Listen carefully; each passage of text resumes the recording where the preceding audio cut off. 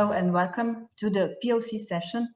My name is Simona Rata and I am really happy to chair this session. It is about providing researchers with support and early stage funds needed in their way from laboratory to the market. Do not worry, this is not another political discussion. We are going to present you in first-hand information on the available support at our university and forthcoming instruments that are foreseen on the regional level. So let's begin with basics. What does POC, proof of concept, actually mean? In one sentence, POC provides funds needed to take an idea beyond early conceptual stage. With POC funding, researchers gain the means and resources they need to establish the viability of an idea throughout further development. And as Peter already said, that today's program will cover three main topics. The first one is the forthcoming regional POC fund.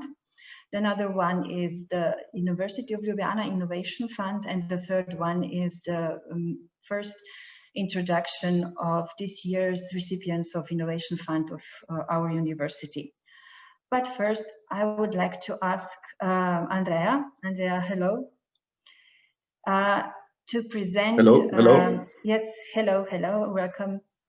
I'd like to present the forthcoming regional POC fund that will be supported by European Investment Fund, and also experience that you learned from the Italian POC fund, I think from 2 years ago. Andrea, the spotlight is yours. Thank you, Simona. Let me know if you can see me and hear me all right. Yes, perfectly. Great. Good morning, everybody. My name is Andrea Marcello, and I work for the European Investment Fund. I will talk to you in the next 10 minutes about the forthcoming regional proof of concept funding, and I will use a similar experience that we carried out in Italy as a, well, let's call it success story for now, for a number of reasons. Next slide, please. Okay, two very quick words about EIF. So basically, our ultimate goal is to provide funding, economic resources to SMEs. SMEs for us means from projects, and here we get to tech transfer, to more mature companies in the development phase. For each stage, we have some products, and when I say products, I mean investment programs. We never invest directly in companies. We invest in venture capital or private equity funds. We are normally their main investors, and we basically give them resources to manage according to a specific, some specific parameters which are preliminarily agreed. As you see, tech transfer is one of our products. It is an early stage investment.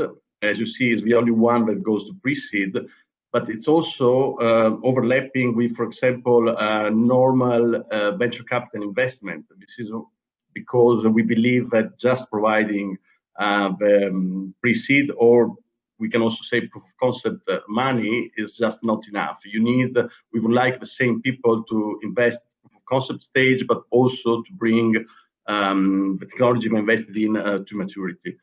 Next slide, please. Okay, we all know this, but basically the point is a normal venture capital fund invest at a certain maturity level of a technology, and often also different technologies, while universities provide all the fundings needed for basic research. And then there is this gap, this famous Death Valley, where a certain technology is too practical, maybe let's say for university, but it's too early stage for a venture capital fund or for a company that they want something which is marketable within a few years. So that's where we operate, and we want to cover this gap and provide the let's say this bridge funding called also proof of concept, that needs to bring technology to make a technology sexier, like we say, so that it's more appealing for venture capital funds and company. Next slide, please. Thank you. Yeah, without going to details, this is a relatively new activity for EIF. We started in 2006, but most funds have been funded starting in 2010 or something like that. So basically, the first ones are closing now after 10 years of operation. So we will. It's early to say whether financially this was a success, but for sure, for a number of policy objectives, it has been. What is striking here, a bit worrying maybe for most of the audience, is that most of our, actually all our technology transfer funds have been funded in Western Europe. This is not for a specific strategy, but because simply we were the more mature market. But this is also the reason why we are now launching a regional tech transfer initiative that should target exactly the Central Eastern European region. Next slide, please. Okay, so this is what we did in Italy, and this is what we are using as a template for the whole Central Eastern European region. Basically, Itatech was an investment platform managed by us directly. The investors were us and CDP. CDP is the Italian development banks. It's the equivalent of Seed Bank in Slovenia. We committed 100 million each, so it's a 200 million region, which selected 5 tech transfer teams, basically investing for about 40 million in each of them. So these teams, these tech transfer funds, they were selected by us, and once they have our resources under management, they simply invest in spin-off. So this is the characterizing part. They're not allowed to invest in some ICT company developed in or invented in the garage of 2 friends. They were forced to invest all their resources in projects or spin-off coming from universities or research center. You can see it in the lower left side. This was a very strong point for us, and this is what we want to replicate. So this is a program where all our money are meant to arrive to the final beneficiaries, which are somehow related to the university and research center, so to the R&D world. Next slide, please. So in Itatech Impact, this is very early because we signed the last of the 5 funds this year. It's been active, but what you can for a couple of months, what you can see, and it's striking. So Itatech was launched end of 2016. 2017, we were just doing some market development, and then you can see how the number of investments and the volume of investments in tech transfer in Italy literally exploded. The last column is just H1 2020, so it could very well double. I included some other KPIs at the bottom without going too much into details. We had 10 venture capital funds in Italy before Itatech. Now we have 5 more. It's a 50% increase. A TT fund for me is a sub group of a venture capital fund. What's also very important here is the last point. After Itatech, there will be an Itatech 2 we are discussing now. This means that besides providing resources to startups and to funds, we also created the basis for giving continuity to this program and creating, hopefully, a market where there was none before. Next slide, please. So I see I'm running out of time. This is the start position for Central Eastern Europe, very similar to Italy, actually. You have, this is just a ranking from the Global Innovation Index. This is just relative, so you see rankings, not qualitative terms, but basically this is just to show that if a global rank for a Western Europe country in average, it stays stable over all the indicators.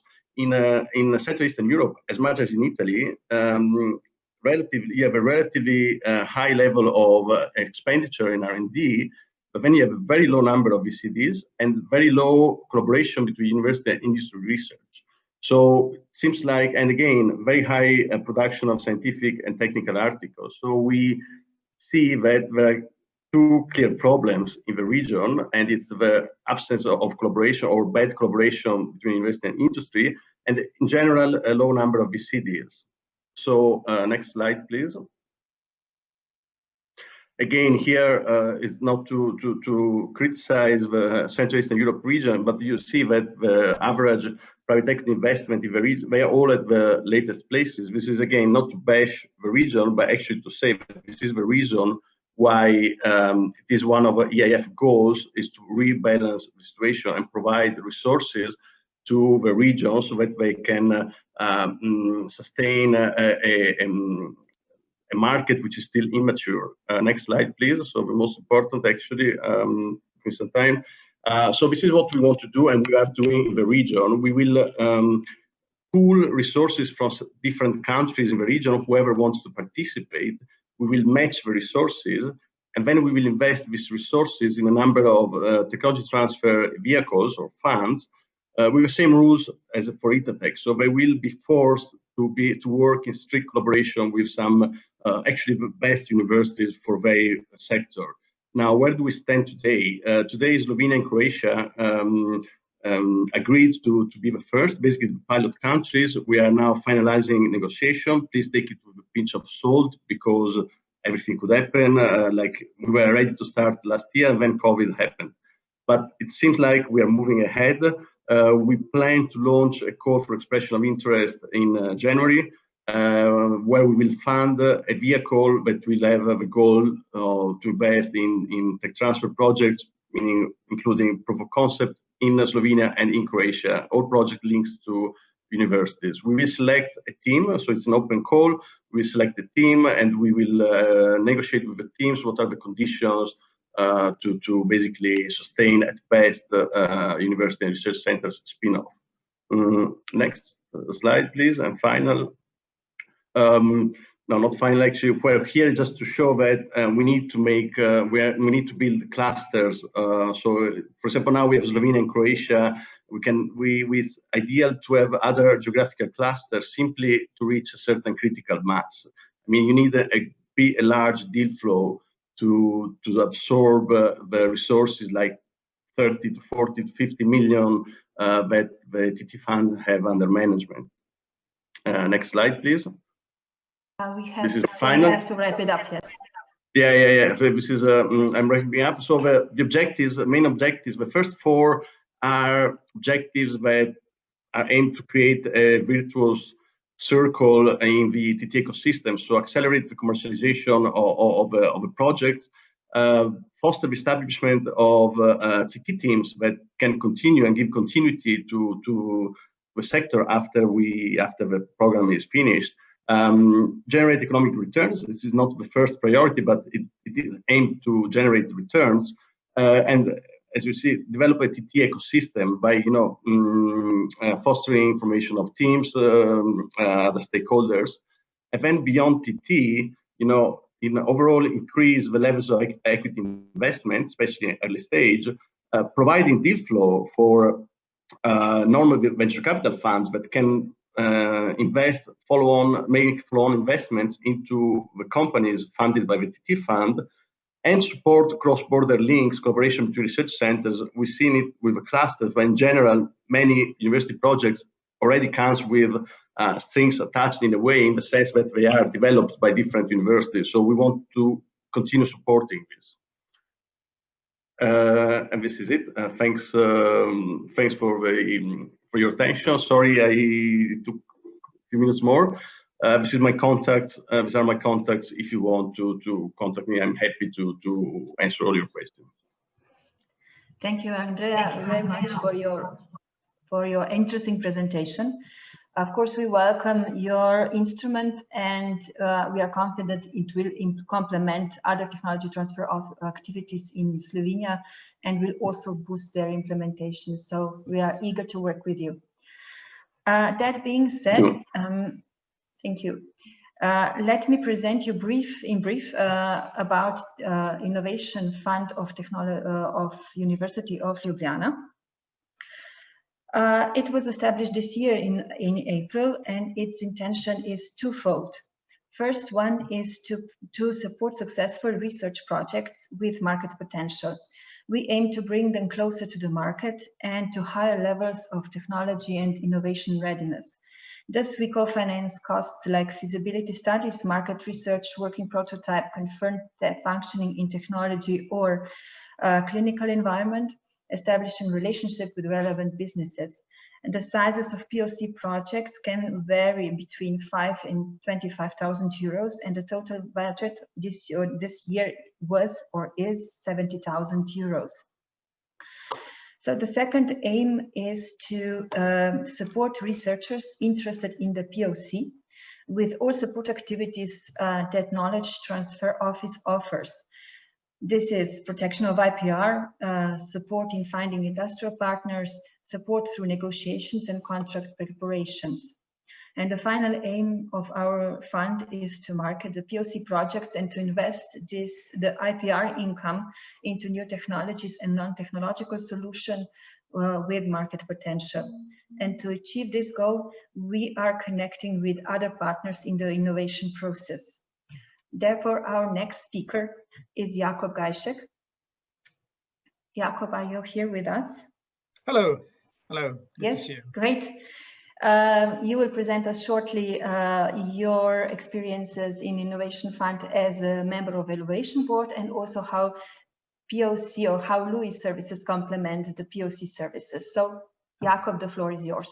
Thank you very much, Simona. So first, as Mr. Urlep said in his earlier talk, this is an example of us not waiting, right? We saw a gap and we found a way how to fix it ourselves.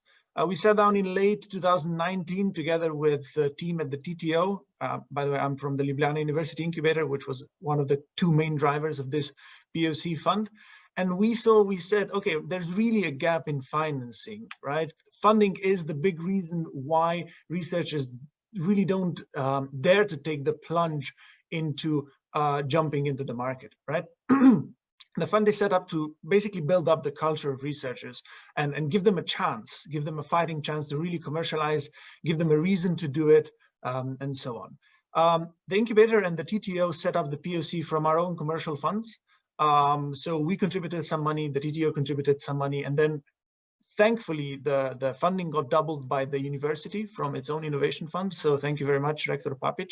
Without you, it wouldn't be possible really, or it would be much, much smaller. And again, this financing isn't in a vacuum, as Simona already mentioned. Teams receive this funding and then they are offered a chance to work with us at the incubator to really support them further, to help them out through our services.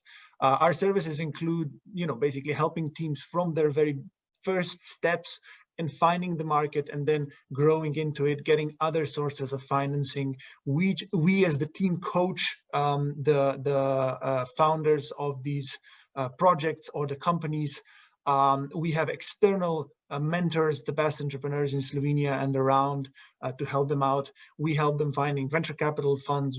We help them finding public funds, depending on what the company needs. So what were the results, or what did we learn at the innovation board that was deciding on what which teams should get the financing? There were 9 total applications. It was quite good for the first time. Largely the proposals were high quality. Basically, this means that the researchers who understand and think about commercialization actually want to do it. When they are given a chance, they put together high quality proposals that really make sense. Most proposals, very surprisingly, but in a very, very good way, already included industry collaboration. They said, well, we already have partners. Once we get the financing, we know what we're going to do with it. We're going to scale it this way. And quite a lot of the ones who actually got the financing didn't only have ideas, they had other financing sources they could leverage, which was highly positive. So there was a little bit of a lack of interdisciplinary teams. So for instance, when your team includes 3 pharma researchers and 2 biotechnologies, that's not really interdisciplinary. It's great for development, but it would be really good if you also included people from other from commercial sides and other technologies that are complementary, and that'll make higher quality proposals and give them a bigger chance of succeeding. And all in all, we believe this is really a key development and a big step in the way forward for tech transfer in Slovenia. This isn't the first one that was done in Slovenia, but we see very, very good impacts on this specifically. We can do it for now ourselves, but it really should be supported more broadly and be more extensive, give more more support to more companies. It's not just the kind of financing that Mr. Marcello mentioned in his previous talk. This is also, that cannot exist in a vacuum either. We, as the innovation ecosystem that exists, have to do our part. And as Mr. Hockaday earlier mentioned in his talk, there are a lot of stakeholders. We all have to contribute. Whether you call it an ecosystem, whether you call it a community, I personally prefer the word community. This is a group effort, right?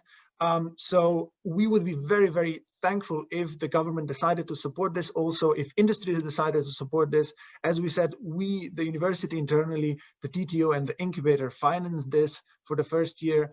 We are, talking about how to do it for the further years, but we want to expand this. We want to do more. And, none of this can exist in a vacuum. There has to be a kind of step-by-step system that can drive this forward. Simona, I think I'm out of time. We are very happy with what has happened, and I'm looking forward to seeing the public announcement of the winners. Thank you very much. Thank you, Jakob. Great speeches, always. So now it is time for additional thank yous, not only to Jakob, but also to our external evaluators of the Innovation Fund from companies Collector, Mesec Chronoterna, Stiamule, Tige Pharma, and Tekos and Creapro. An additional thank you to the other members of the evaluation board, Marian, Micha, Gregor, and Branko. Thank you very much. And now we are coming to the third part. So who are this year's recipients of the Innovation Fund? I give the floor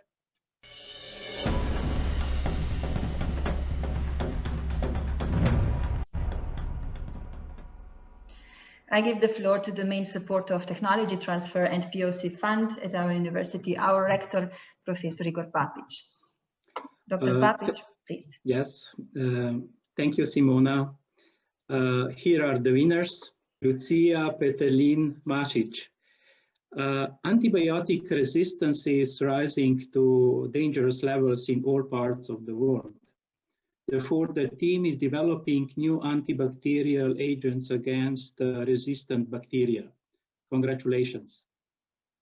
The second recipient is the team, Andrei Jeronik and Jaka Tušek. They are developing a hybrid cooling and heating system. It is based on the idea of exploiting the pressure difference of the vapor compression system for loading and unloading of elastocaloric material. Congratulations. The third recipient is the team of Benjamin Bizian. They are developing more efficient, cheaper, and eco-friendlier wastewater treatment procedures. Congratulations. The fourth recipient is the team of Tomasz Bratkovic. The team is observing an increasing interest in development of alternative antibody ligands to improve affinity chromatography methods. Their invention enables affordable and cheaper substitutes for currently used solutions. Congratulations, of course, to all of them.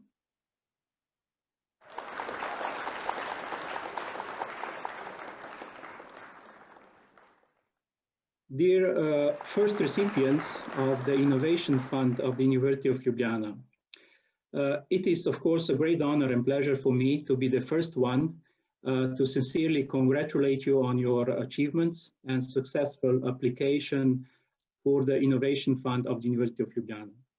As it was mentioned before by Polona and Jakob, only recently and in close collaboration of our Knowledge Transfer Office and Ljubljana University Incubator, the university established the Innovation Fund to substantially support universities' researchers and their most promising technologies. With your accomplishments, you have shown that you dare more than just develop a successful prototype or successful system operating in a safe lab environment. You have shown that you are looking further and want to embark on an uncertain path of commercialization of your knowledge. Once again, you have proved that the university is not only on education and research, but also on direct transfer of knowledge. I'm also glad that you are working together, younger and older researchers and professors, thus combining the youthful energy and experiences of the elderly. I wish you a successful continuation of the started path to a real market environment. By way of conclusion, allow me to also invite you to another online event next week on November 12th. We will officially announce the winners of the Rector's Prize for the Best Innovation of the University of Ljubljana for the year 2020. So thank you very much and all the best. Thank you, Dr. Papic, and congratulations not only to the 4 teams presented here, but to all 9 teams who applied to the POC funding. The Knowledge Transfer Office will cooperate and support all of you in your efforts to bring your innovation closer to market. And just before we wrap up, I would kindly like to invite you not only to the Rector's Award, but also to other forthcoming events. It's the bonus workshops for companies that start tomorrow. And I would warmly welcome you to the next Health Day that will be on 10th of November. We will talk about innovation from in the field of health and try to discover new possibilities and trends that are currently developing. So thank you very much to all of you to stay with us till now, and I wish you a lovely day and see you soon. Bye.